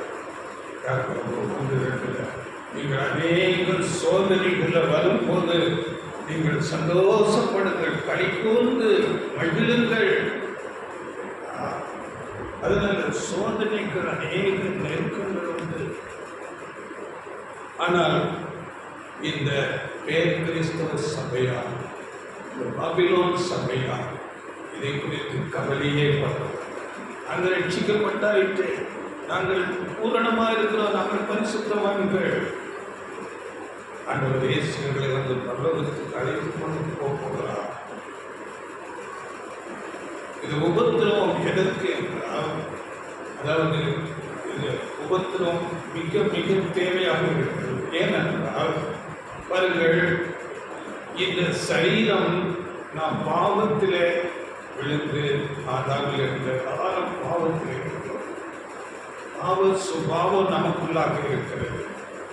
இந்த உபத்திரவங்கள் நம்மை இந்த கெட்ட சுபாவங்களை எல்லாம் நீக்கி நம்மை பூரணத்துக்கு நேராக நடக்கும். அதான் நம்ம ரோமரில் படிக்கும் போது, ரோமர் 5ஆம் அதிகாரம் 3-4 வசனங்கள் உபத்திரவம் பொறுமையையும் பொறுமை இருக்கின்றார். அது மாத்திரமல்ல, உபத்திரவம் பொறுமையையும், பொறுமை பரீட்சையையும், பரீட்சை நம்பிக்கையும் உண்டாக்குகிறது என்று நாங்கள் அறிந்து உபத்திரவங்களிலேயும் மேன்மை பாராட்டுகிறோம். இந்த உபத்திரவங்கள் நம்மை அநேக பொறுமையை, அநேக பெரிய சமாதானம் எல்லாவற்றையும் நாம் கற்றுக் கொடுக்கிறது. அதை சொல்லும்போது, அதாவது தேவன் நம்மை பூரணப்படுத்துகிறார். அநேக உபத்திரவங்கள் வழியாக அவர்களை சகிக்கும்படியாக நமக்கு இந்த உபத்திரவங்கள் கொடுக்கிறது. நம்முடைய குணலட்சணங்கள் மாறி இயேசு கிறிஸ்துவின் சாயலுக்கு ஒப்பாக மாறும்படியாக உபத்திரவங்கள் கொடுக்கிறது.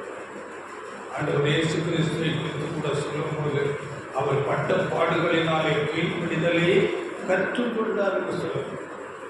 நாம் தேவனுக்கு கீழ்ப்படிய வேண்டும் என்றால் இப்படிப்பட்ட அநேக சோதனைகள், டெஸ்ட், பரீட்சைகள் நமக்கு தேவையாக. ஆனால் இவர்கள் என்ன சொல்வார்கள்?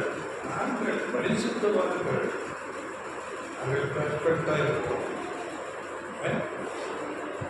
இதுதான் அவர்களுடைய சொந்த வஸ்திரம். அந்த சொந்த வஸ்திரத்தை நாங்கள் தெரிவிக்கிறோம்.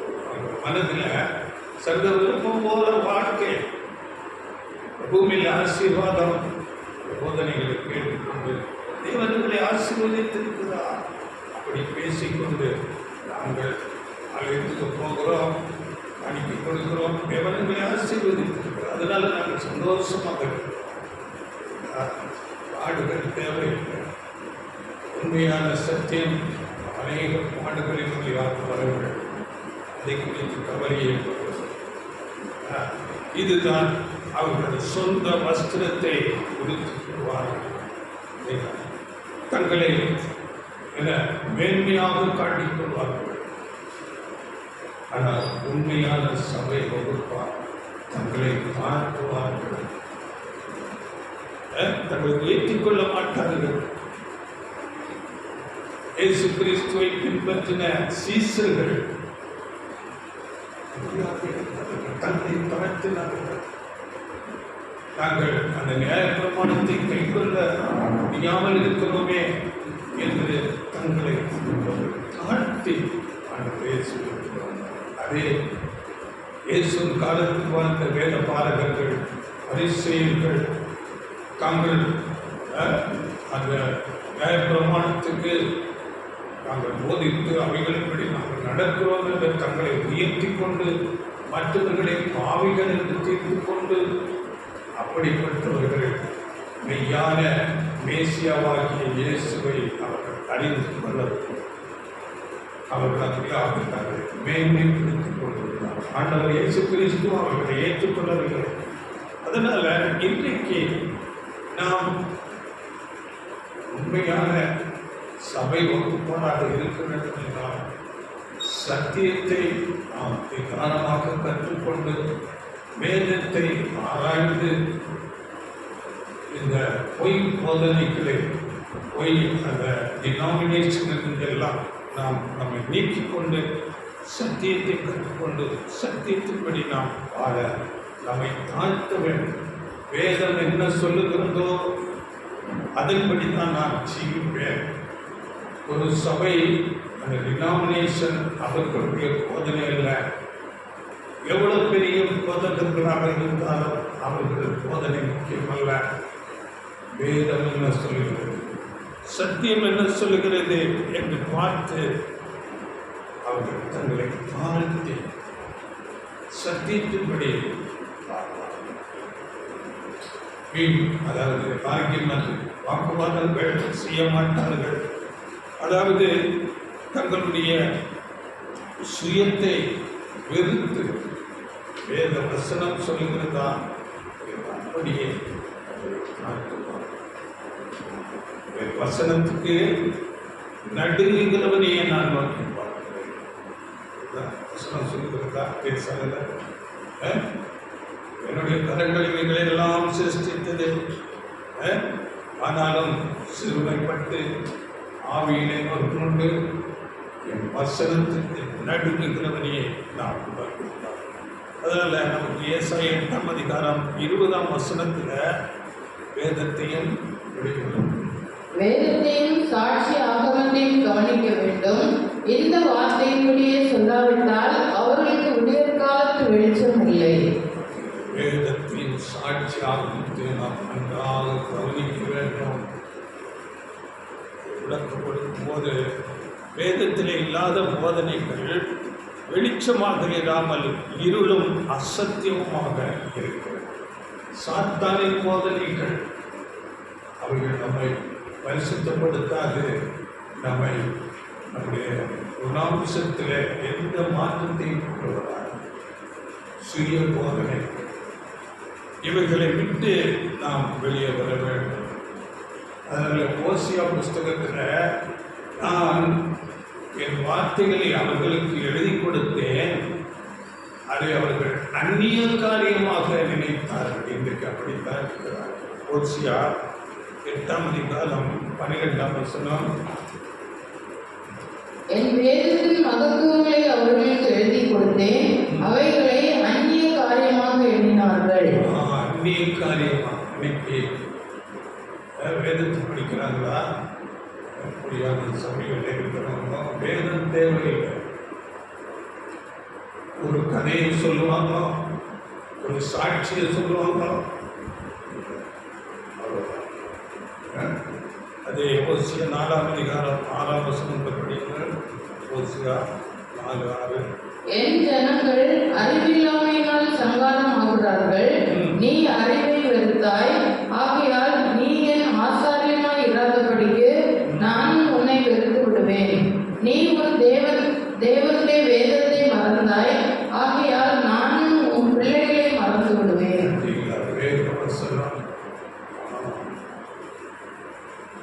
வேதத்தை மறந்தாய், நான் பிள்ளைகளை எவ்வளவு முக்கியம். வேதம் என் கால்களுக்கு தீபம், பாதைக்கு வெளிச்சம். வேதத்தை வேதம் நமக்கு என்ன போதிக்கிறதோ அதன்படி ஜீவிக்க நாம் ஒப்புக் கொடுக்க வேண்டும். ஆண்டவர் இயேசு கிறிஸ்து மத்தேயு 10ஆம் அதிகாரம் 37 நீங்கள் படித்து பாருங்கள். 37, 38 தகப்பன் தாயை விட மகன் பிள்ளைகளை விட தேவனை ஆண்டவர் இயேசு கிறிஸ்துவை நாம் அதிகமாக நேசிக்க வேண்டும். என் சிலுவையை சுமந்து கொண்டு அந்த சிலுவையை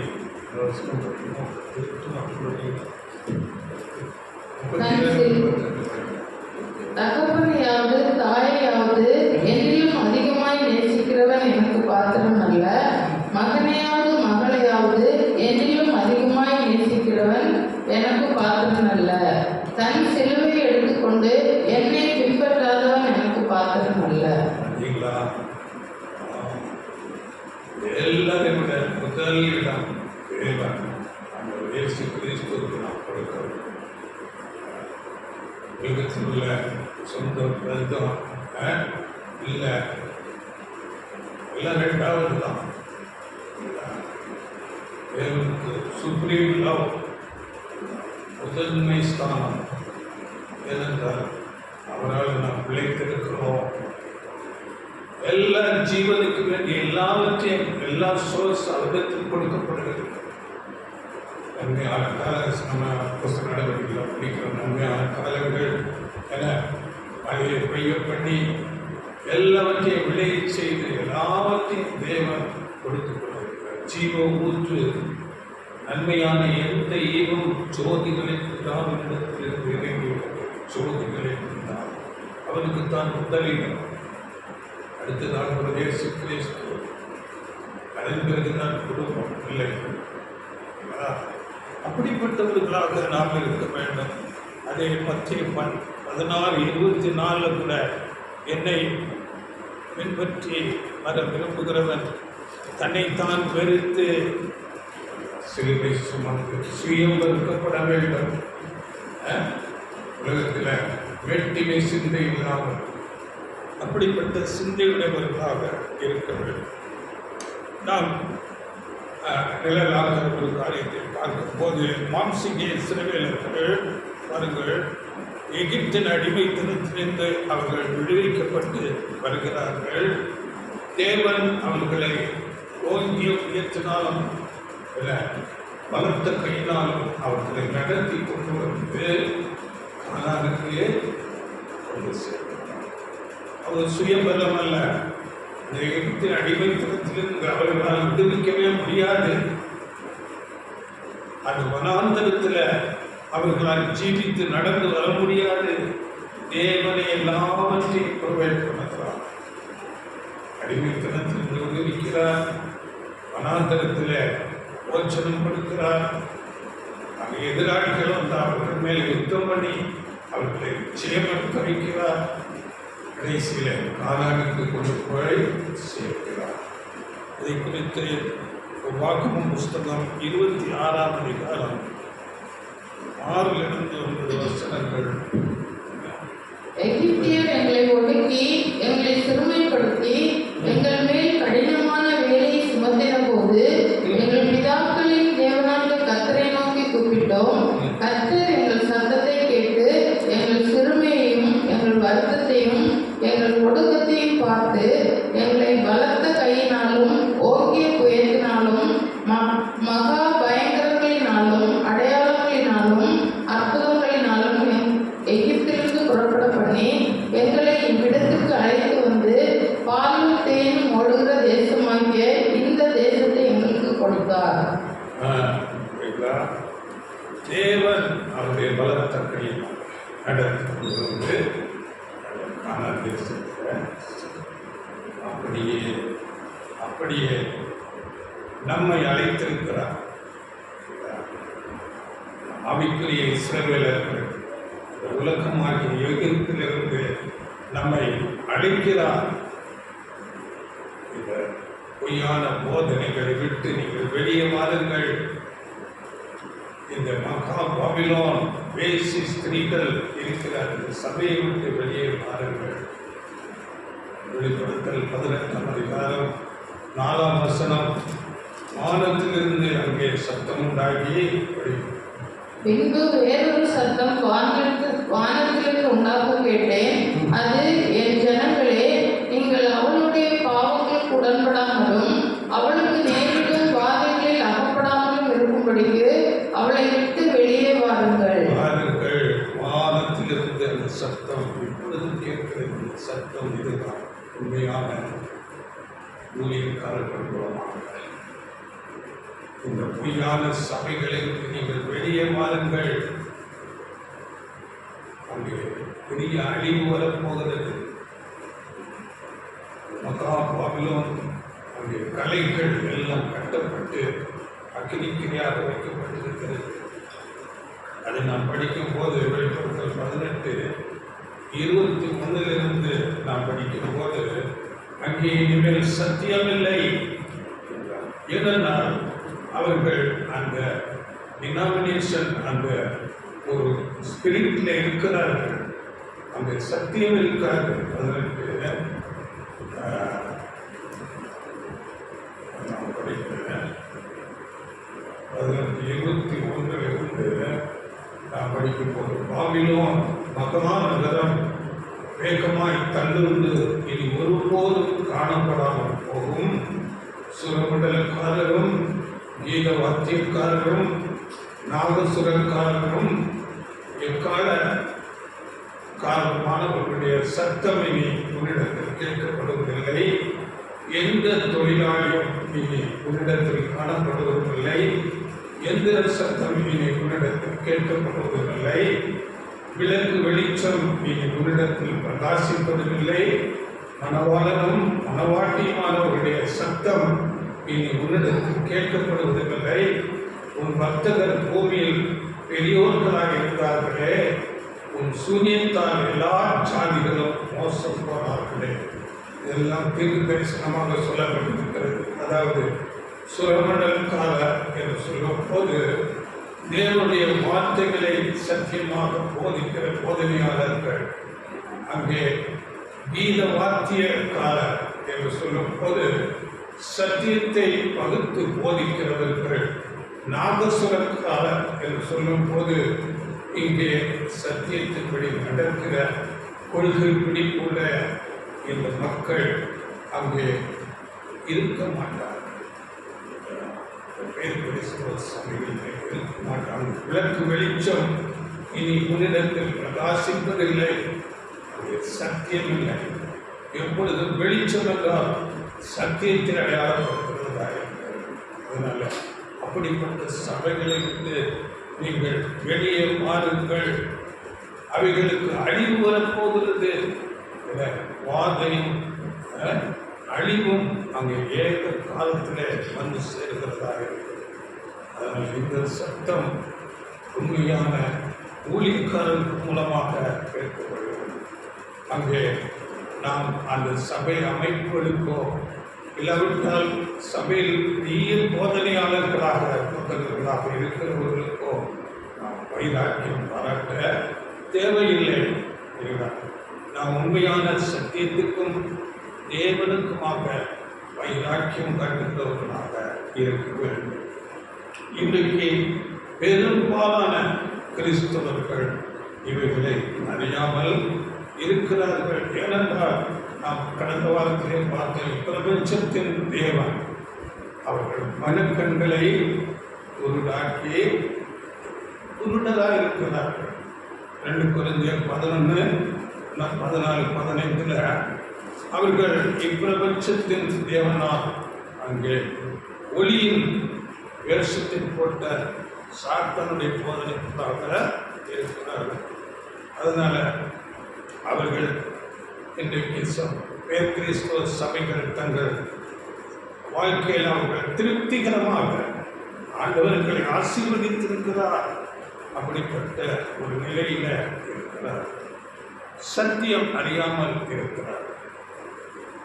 வேதத்தின்படி ஒரு சத்தியத்தை கேட்டால் அவருக்கு தெரியாது. அவர் சகோதரத்தை கேட்டோம். இந்த சுவிசேஷ யுகத்தில் தேவனுடைய திட்டம் என்ன? இந்த சுவிசேஷ யுகத்தில் தேவனுடைய திட்டம் என்ன சொல்லுங்க.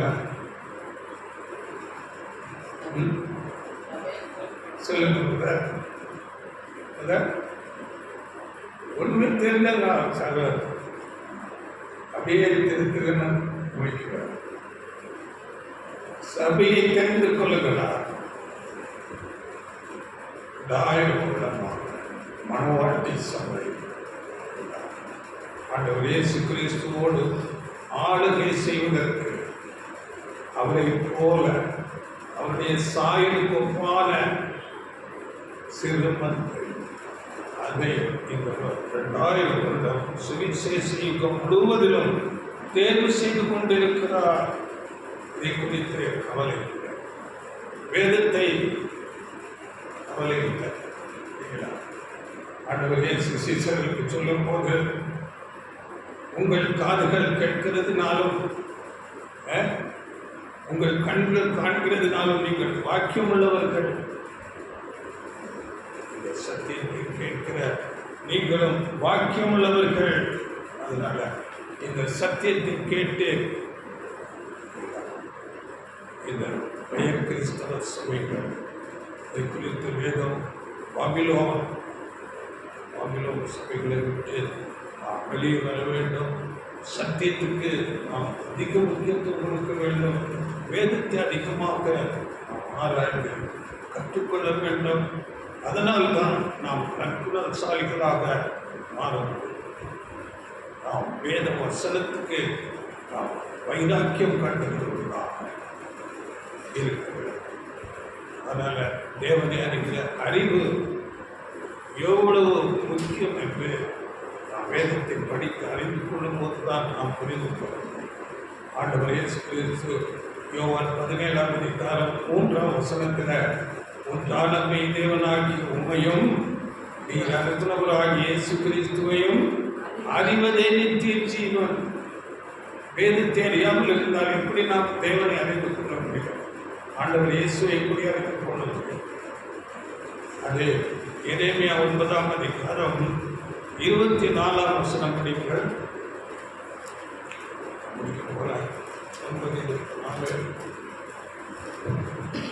மேன்மை பாராட்டுகிறவன் பூமியிலே கிருபையும் நியாயத்தையும் நீதியையும் செய்கிற கர்த்தர் நான் என்று என்னை அறிந்து உணர்ந்திருக்கிறதை குறித்தே மேன்மை பாராட்ட கடவன் என்று கர்த்தர் சொல்கிறார். இந்த உலகத்துல நம்ம வேற எதையும் மேன்மை பாராட்ட ஒண்ணுமே இல்லை.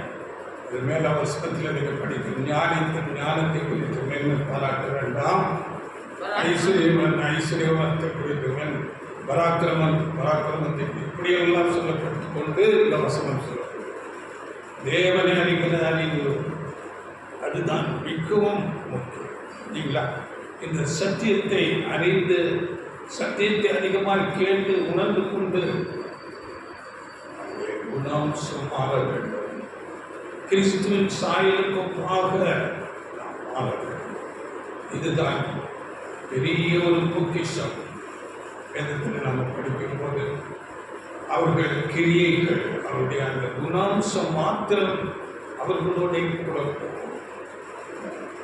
நம்முடைய சாயல் கிறிஸ்துவின் சாயலுக்காக மாற வேண்டும். அநேக சோதனைகள், அநேக அனுபவங்கள், அநேக நெருக்கங்களின் வழியாக நடத்துவார். வேதத்திலே அதற்கு அநேக சாட்சிகள் இருக்கிறது. யோசேப்பு சரித்திரத்தை நீங்கள் படியுங்கள். இவையெல்லாம் நமக்கு பாடமாக வைக்கப்பட்டது. வசனங்கள் அவரை புடமிட்டது என்று வேதம் சொல்லுகிறது. அப்படியாக வேதம் வசனம் நம்மை புடமிட வேண்டும். அதனால இந்த கடைசி நாட்களில் இருக்கிற அந்த 7 ஸ்திரீகள் தங்களை மேன்மையாக நினைத்துக் கொண்டிருக்கிற அந்த சபைக்கு இங்கே ஆண்டவர் இயேசு கிறிஸ்து ஒரு ஆலோசனையாக சொல்லுகிறார். அந்த வசனத்தை படியுங்கள். வெளிப்படுத்தல் 3ஆம் அதிகாரம் 17-18 கடைசி சபை. நீ நிர்வாகியம் உள்ளவனும் பரிதபிக்கப்படத்தக்கவனும் தரித்திரனும் குருடனும் நிர்வாணியுமாய் இருக்கிறதை அறியாமல் நான் ஐஸ்வர்யவான் என்றும் திரவிய சம்பன்னன் என்றும். உண்மையாக எப்படி இருக்கிறாங்க? நான் ரொம்ப ஐஸ்வர்யவான், ரொம்ப பரிசுத்தவான், எனக்கு ஒரு குறைவும் இல்லை என்றும் சொல்கிறபடியால் நான் நீ ஐஸ்வர்யவான் ஆகும்படிக்கு நெருப்பிலே புடமிடப்பட்ட பொன்னையும் உன் நிர்வாணமாக்கி அவலட்சணம் தோன்றாதபடிக்கு நீ உடுத்திக் கொள்வதற்கு வெண்வஸ்திரங்களையும் என்னிடத்திலே வாங்கிக் கொள்ளவும் நீ பார்வை அடையும்படிக்கு உன் கண்களுக்கு கலிக்கம் போடவும் வேண்டுமென்று உனக்கு ஆலோசனை சொல்லுகிறேன். தன்னுடைய போதனை வெளியே வந்து கண் திறக்கப்பட வேண்டும். சத்தியத்தை அறிகிற அறிவுக்கு வர வேண்டும், பார்வை அடைய வேண்டும் என்று நான் உங்களுக்கு ஆலோசனை சொல்லுகிறேன். அதனால் நான் முடிக்க போகிறேன். அதாவது இந்த குழப்பமான போதனைகள் தான் அவர்களுடைய சொந்த ஆகாரம். நாம் அப்படி இருக்கக்கூடாது. வேதம் என்ன சொல்லுகிறதோ அதுதான் நமக்கு போச்சனம். வானத்திலிருந்து வருகிற அந்த அப்பம் தான் நமக்கு போச்சனம். அப்படியே அவர்களுடைய உலக பிரகாரமான ஆசீர்வாதங்கள், அதாவது மேலான ஆசீர்வாதத்தை அவர்கள் மறந்து உலக பிரகாரமான நன்மைகள், ஆசீர்வாதங்கள், சுயநலம், நாங்கள் பரிசுத்த, நாங்கள் பரலோகம் போகிறோம், இவனுடைய ஆசீர்வதித்திருக்கிற உலக பிரகாரமான ஆசீர்வாதத்தில் இங்கே இருக்கிறது தான் அவர்கள் சொந்த வஸ்திரம். தங்களை பரிசுத்தவான்களாக காட்டிக் கொள்கிறார்கள். சொந்த வஸ்திரத்தை நாம் விட்டு அங்கே தேவன் நமக்கு காண்பித்த அந்த பாடுகள், நெருக்கமான வாசல் வழியாக நாம் நடந்து இங்கே பரலோகத்தின் நேராக செல்ல வேண்டும். சத்தியத்தை அதிகமாக கற்று உணர்ந்து கொண்டு அதை நம்முடைய வாழ்க்கையில அபியாசப்படுத்தி உன்னை போல புடமிடப்பட்டு சோதிக்கப்பட்டு கிறிஸ்துவின் சாயலுக்கு ஒப்பாக நாம் ஒவ்வொரு நாளும் மாறுகிறவர்களாக இருக்க வேண்டும். சொல்லுகிறது. அதாவது கடைசியாக வசனத்தை நாம் படித்து முடிக்கலாம். என்னுடைய ராஜ்யம் சீக்கிரமாக போகிறதாக இருக்கிறது என்று வேதம் சொல்லுகிறது. நாம் அப்படி நடந்து வந்தால் நாம் இந்த ராஜ்யத்தில் பங்கடைகிறவர்களாக இருப்போம். 19 படிங்கள், அதிலே வெளிப்படுத்தல் 3:19. நான் நேசிக்கிறவர்கள் எவர்களோ அவர்களை கடிந்து கொண்டு சிட்சிக்கிறேன். பார்த்தீங்களா? கடிந்து கொண்டு சிட்சிக்கிறேன். சிட்சைகள் உண்டு. ஆகையால் நீ ஜாக்கிரதையாய் இருந்து மனம் திரும்பு. இதோ வாசற்படியிலே நின்று தட்டுகிறேன்.